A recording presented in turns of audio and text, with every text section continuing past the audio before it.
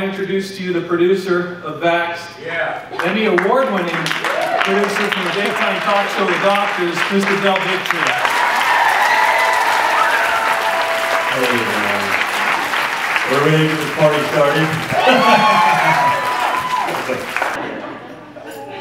Tomorrow is April 1st, which means we opened Vaxxed exactly 1 year ago tomorrow.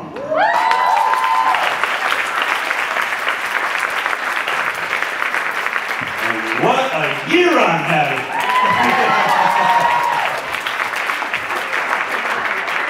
There's really nothing left to say after some of the greatest minds in this movement have been speaking to you all day. I could really say ditto and walk off the stage. But I want to talk about what this year has been, what has gotten us here, and what is happening right now in all of our lives. First of all, I have got to give a shout out to my partners in this film, Andy Wakefield, Holly Tommy, Brian Burrows. We're not here. It's just a simple fact of the matter. We're not here in this moment without these powerful, dedicated people that I had the opportunity to spend a year with while making Vaxxed. Andy, wherever you are, I think you're in Germany right now. We all owe you such a debt of gratitude. Your dedication to these children. When I walked in, Rebecca Robbins, is that her name, was trying to interview me, and Bobby Kennedy is saying, she's doing a hit piece on Andy, she's doing a hit piece on Andy. She's like, no, I'm not. She's like, she's doing a hit piece on Andy. And I said, great, I'll take that interview. Andy has been a hit piece. He's really their only hit piece. They're a one-hit wonder. And man, is that song getting old. Seriously. We need a remix, like at least get something happening there. Are you going to continue to send reporters down to ask the same question about the same song that died a decade ago? Come on now. Is that the best you got? I'm serious. Is that the best you got? We are not here without Andy. We're not here without Polly. We're not here without Marcella Piper Terry. We're not here without Barbara Lowe Fisher. Ken Heck Lively. I got myself in a trap now because I'm not going to be able to get to all of you in the room that has built the foundation of a movement that has now just hit its turbo. It's taking off, folks. The rockets have kicked in. We've broken free of the atmosphere, and now we are weightless and we are soaring into the universe of truth. That is what's taking place.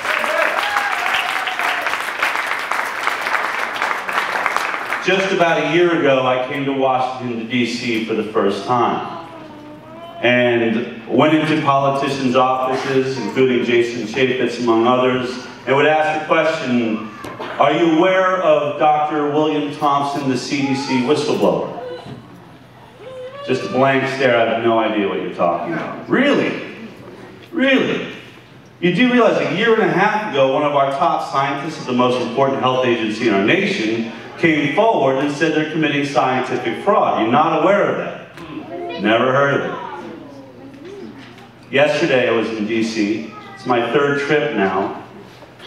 And every office I went to, including those that are diametrically opposed to our truth, I asked the question, are you aware of who Dr. William Thompson is, the CDC whistleblower? And every single one of them said, yes, I am.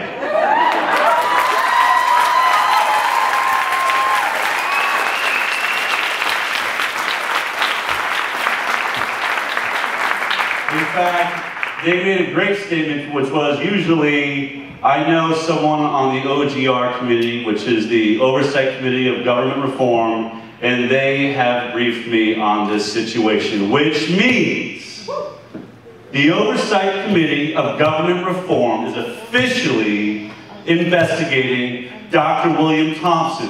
So every single person that is out there in the world saying Dr. William Thompson's story has been debunked, you may want to check in with your own Congress of the United States of America.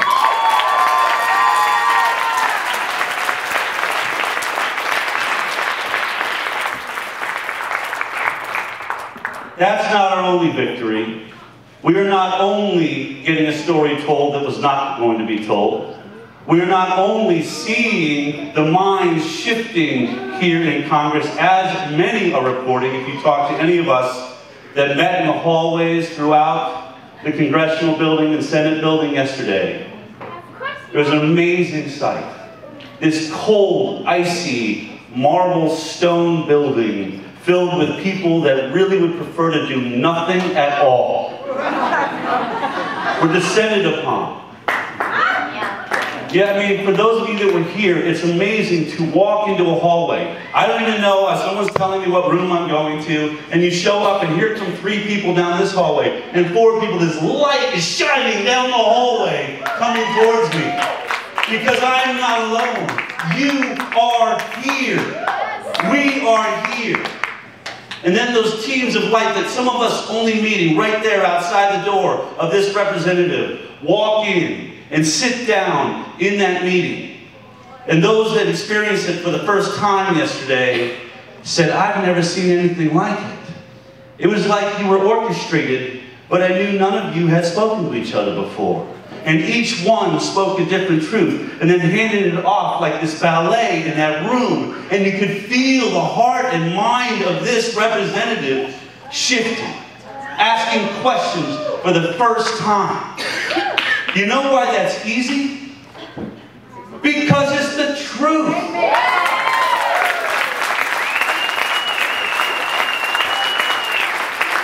The easiest thing in the world to do is tell the truth. We don't have to check in with each other. What are you going to say? I want to make sure that we have the same story here. We never do that. It's not necessary. Because where I leave off, you will pick up. Because you know the truth. And the truth is setting us free. To be the right, to be honest, to move hearts and minds. This reporter that came here today, I'm not really into calling anybody names, because she too is a child of God, and unfortunately has been misinformed. And instead of, after all the interviews that took place out there amongst amazing scientific professionals, instead of taking time to go home and research a single soundbite of one of us, she's sitting in the car saying that she's debunked our old science. In fact, she's playing the old song in her car about Andy Wakefield. Boring song.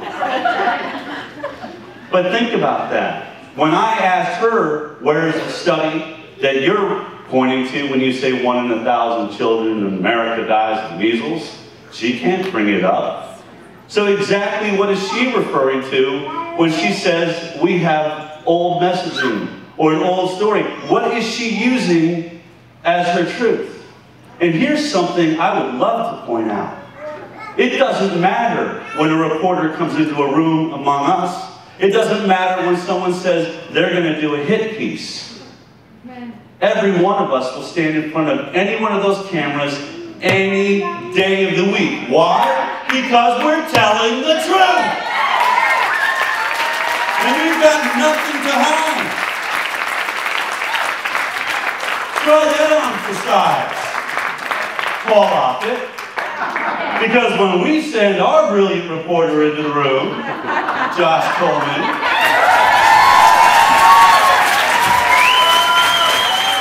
the only thing you got to say is F you. Brilliant, eloquent, deep, heavy, very hard to refute, by the way. When you send Josh Coleman into the room, Senator Richard Pan runs away.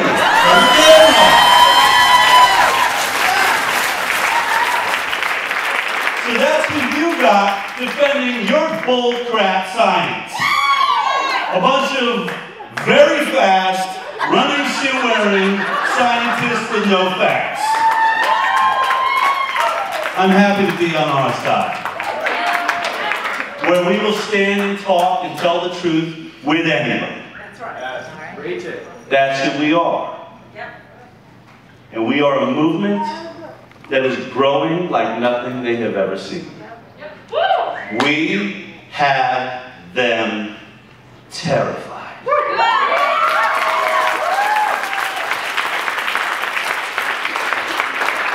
Every single day, our movement is now growing. Some days by thousands, some days by tens of thousands around the world. Every day, we learn a few more talking points that we share with a friend. Every day, one of us brings another person on board to the truth. Every day, one of you has saved a baby's life.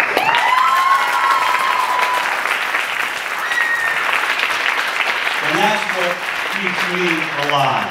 That is being alive. And that is being a citizen of this family, of our brothers and sisters. You are saving lives. How many people can say that? Sometimes it's hard. Sometimes that Facebook discussion can be very difficult. But I want to say you must continue to love. You cannot hate that reporter, or we will never get through to that reporter.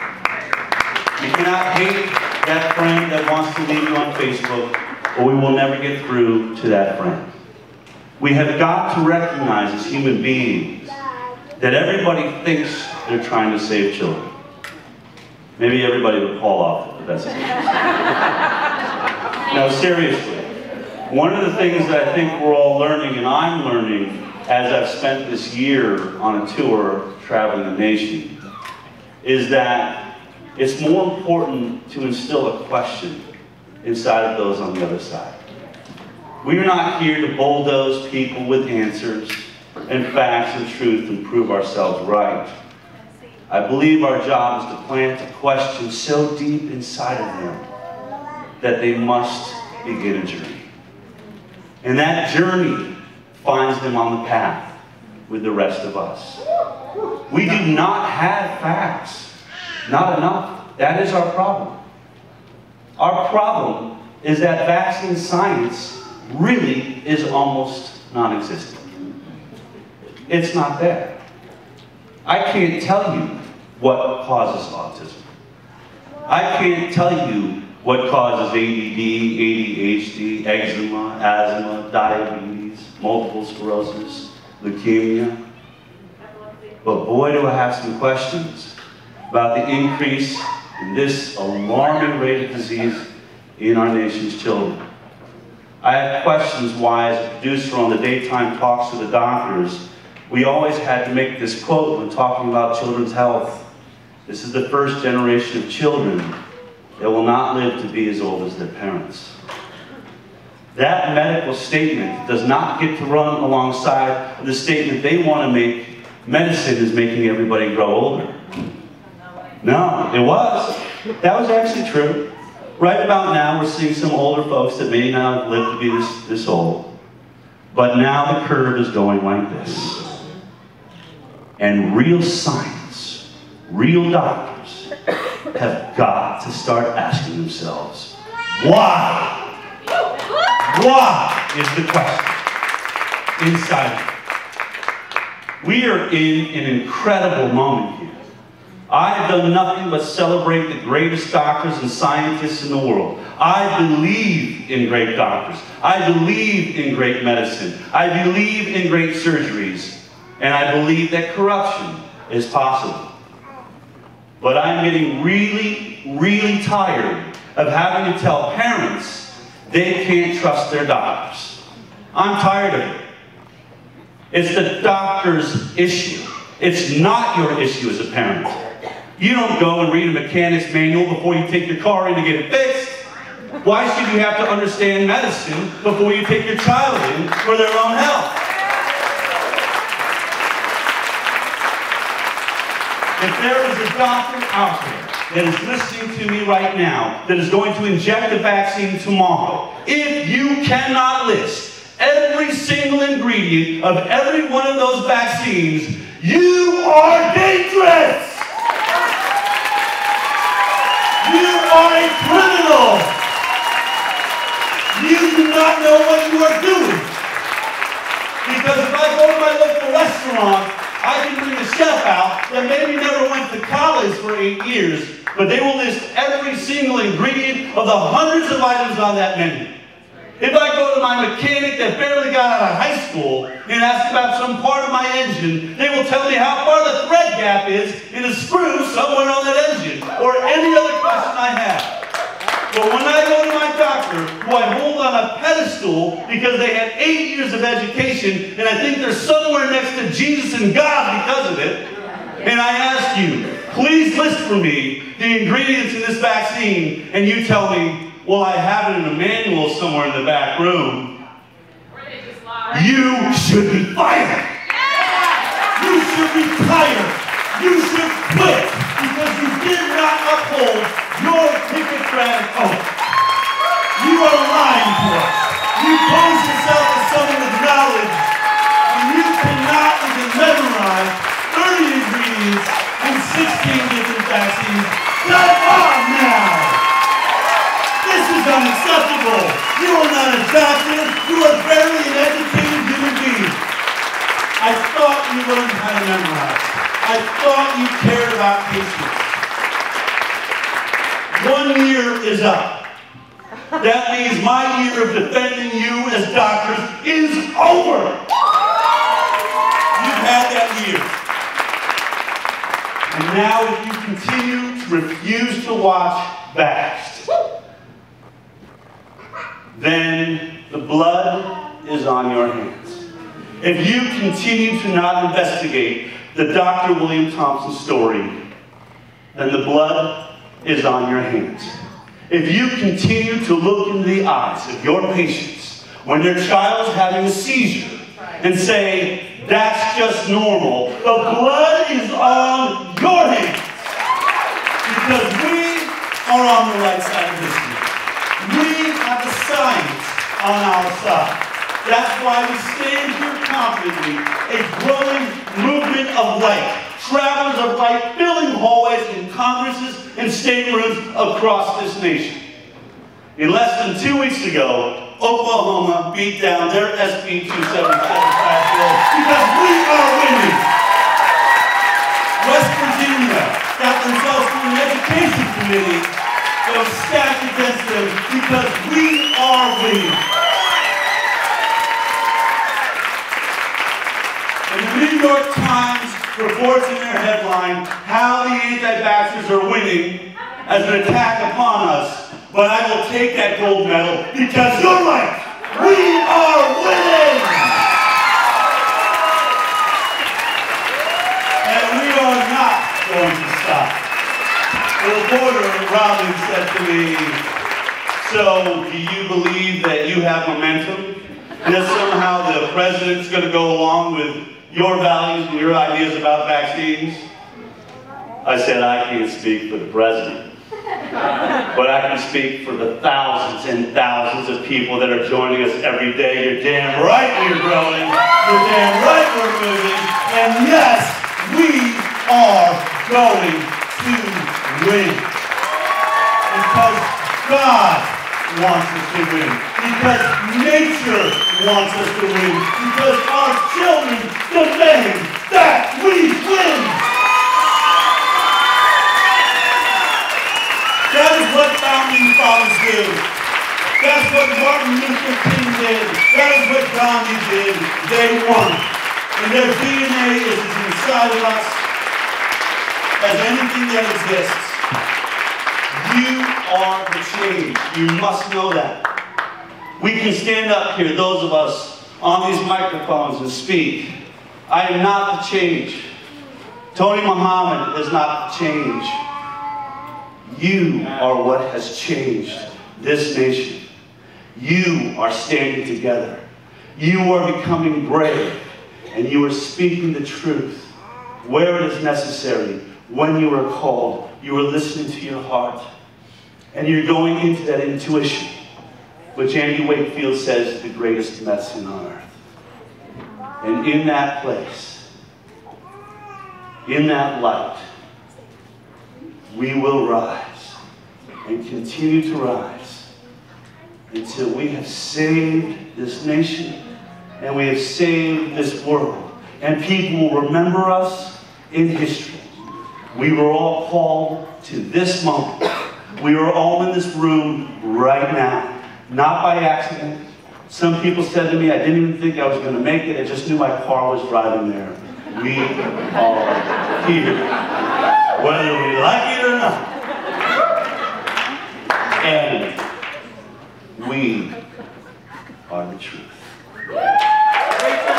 Stay in the truth, be the truth. And know you are changing the world. God bless you. God bless the United States of America. And God bless the world. Thank you all.